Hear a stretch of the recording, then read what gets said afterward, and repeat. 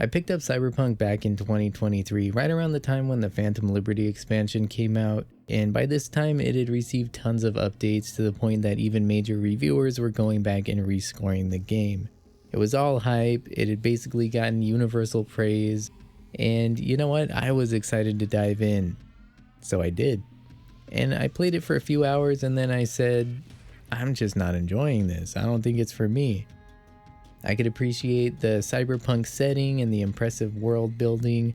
I'd been a fan of cyberpunk since forever as a genre, seeing The Matrix as a kid, watching Akira as a teenager, and finally being exposed to the works of William Gibson in college.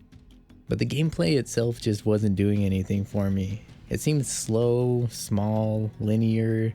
The combat wasn't satisfying, the hacking was confusing, and the brain dance segments where you have to play back people's memories and then scan things, it just wasn't fun.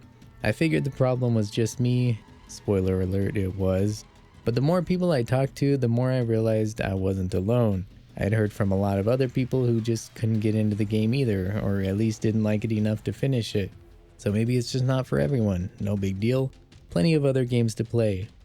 But I never uninstalled it, and every time I opened up my Steam library, I'd be greeted by that almost 85 gigabyte install size. So you know what, I thought maybe I should give it another shot, at least before I uninstall it.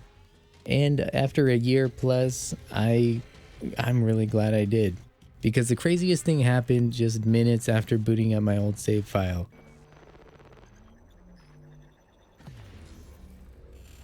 The title screen appeared. Yeah, 4 hours into the game, I finally finished the prologue. The title screen flashed, the story got interesting, and all the things that bothered me before just kinda disappeared and faded away, or they stopped bothering me. I was completely hooked for the next 40 some hours. After the prologue, the game just opens up. It doesn't feel small or linear anymore. You have a ton of freedom. It's an open world experience, and Night City is just a spectacle to behold. It really feels alive. There's always so much to do. At times I almost felt overwhelmed by the amount of things I could do because my phone was constantly blowing up with offers for side quests, often while I was in the middle of doing something else. And frequently I'd be cruising across town only to come across some fights breaking out between rival gangs, so I'd jump off my vehicle and start wasting everyone. Or maybe I'd help the police take down a gang, or once or twice I took the side of a civilian who was being harassed by the police instead. There's always so many things happening around you in this game, and it is great.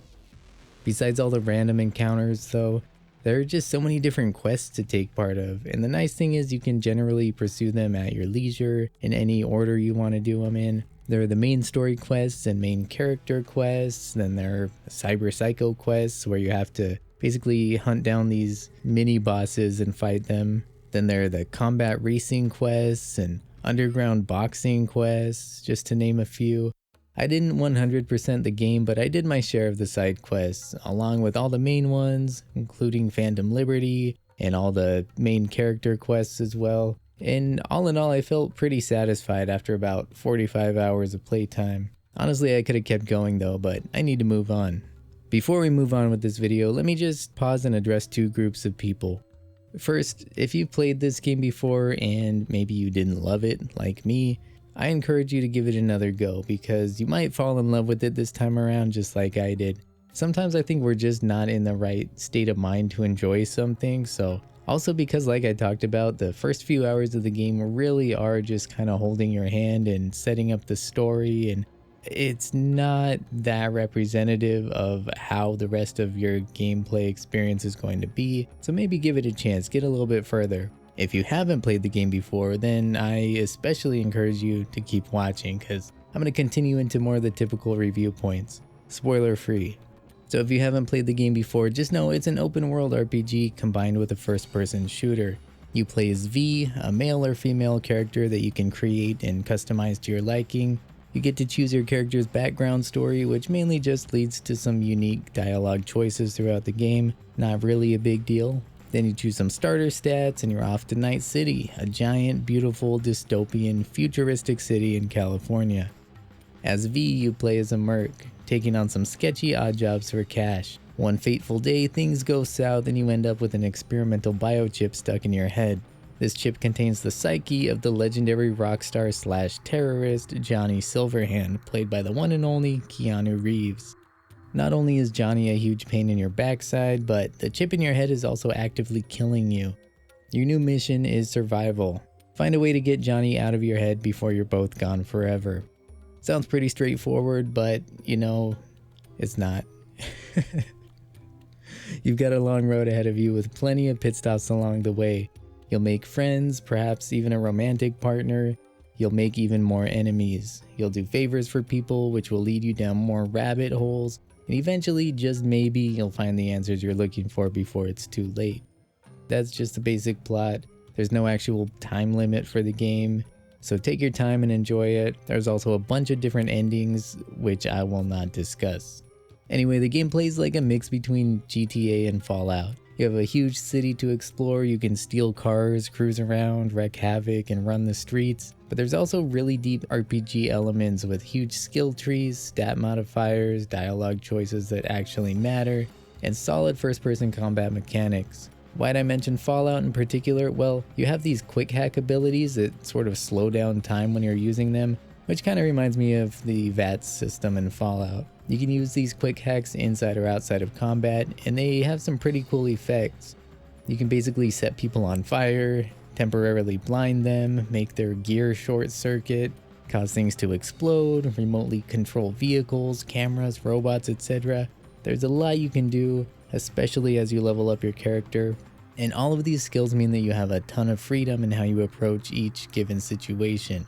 Want to be stealthy? Great. You can use quick hacks to distract enemies and sneak behind them and silently kill them. Want to just run into a room full of bad guys, guns blazing? No problem. Just make sure your character is at a decent enough level to increase your chance of survival. There's a nice variety of guns and melee weapons. I love to run around with a sword as much as possible, perhaps blinding my enemies and then quickly chopping them to bits with a katana. For long-range scenarios, I like to keep something like a precision rifle handy to pick off opponents from a distance. You'll constantly be coming across different weapons as enemies drop them, and it's fun to experiment with different types like SMGs, shotguns, sniper rifles, and more.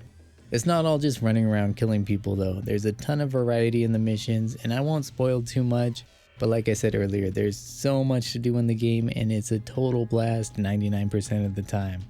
Oh, by the way, those brain dances I complained about earlier, they don't happen too often. There's like a few of those in the game. Not a big deal.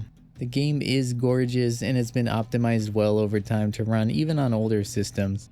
This clip you're seeing here, for example, was captured on an old RX 580 graphics card, which is absolutely ancient. The rest of the footage was captured on a more modern but still budget PC with an RX 7600 graphics card. Mostly medium settings, but getting great frame rates. you know what, I didn't bother with the settings too much. I just wanted to keep it steady, and it looked pretty good to me. Because even on lower settings, the game just looks great. There's so much character and style everywhere, from the neon glow of the city at night to the shimmering sunrise and sunset. Honestly, even though the game has fast travel, I would often just cruise around the city, going the long way, because it's just so pleasant to look at. And there's often fun things you'll come across during your travels as well, like I mentioned. The game is not without bugs, even after all the updates and patches. The thing is, there are just so many moving parts and variables in the game that things are bound to go awry once in a while. None of these bugs ruined my experience though. For the most part, they were just funny glitches. They usually involved invisible people or getting attacked during a scripted cutscene, but with no consequence. It was always just hilarious when it happened.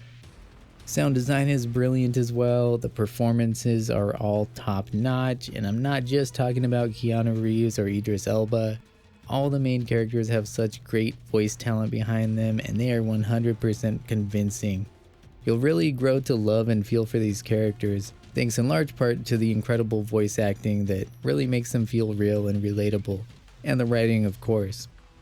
I didn't even mention the music. The game has a great soundtrack, with a lot of variety, from the thumping electronic tunes of the main menu and combat, to the in-game radio stations featuring everything from hard rock and metal, hip-hop, and even J-pop. There's some really catchy stuff in here, and I think something for everybody. All of it, despite the multiple genres, it all fits the tones of Night City really well. In the end, I can't really find much to complain about this game. I went from not liking it to doing a complete 180 and thinking that, yeah, this is one of the best games I've played in years.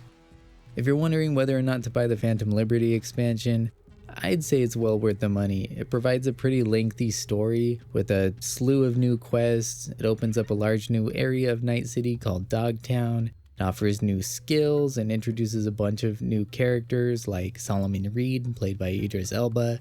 It also adds more endings to the game. But if you're on the fence, you don't have to buy it right away. You can give the base game a try, and if you like it, then pick up Phantom Liberty later. Overall, Cyberpunk 2077 is a phenomenal game. But saying these things doesn't even do it justice. I feel like there's just something inherently special about it that my words are not quite able to capture. Maybe it's the vibrant world, the relatable characters, the feeling that you made an impact in this fictional world, or maybe it's the fact that you get to shape your own experience with the game in a way that may be totally different from the way I chose to interact with it. Maybe it's the freedom, maybe it's the societal warnings we can take away from it, or the reminders to cherish the people we have around us. I don't know, but it really hit me deep in the feels. The game's like a memento mori. It's a reminder that we all have a limited time left on this earth. V spends the entire game searching for a cure for the thing that's killing them. But during this time, V doesn't lie around in self-centered angst. They manage to make time for the people around them, make a positive impact on so many people. And yeah, you're also gonna kill hundreds or thousands of NPCs along the way, but man, I tell you, the relationships you make along the way, the character development, the fact that maybe not everyone gets to see a happy ending, it all just really hit me in the gut. One thing's for sure though, my time in Night City, the characters I met along the way, and the lessons I learned will not soon be forgotten. See you later, Chooms.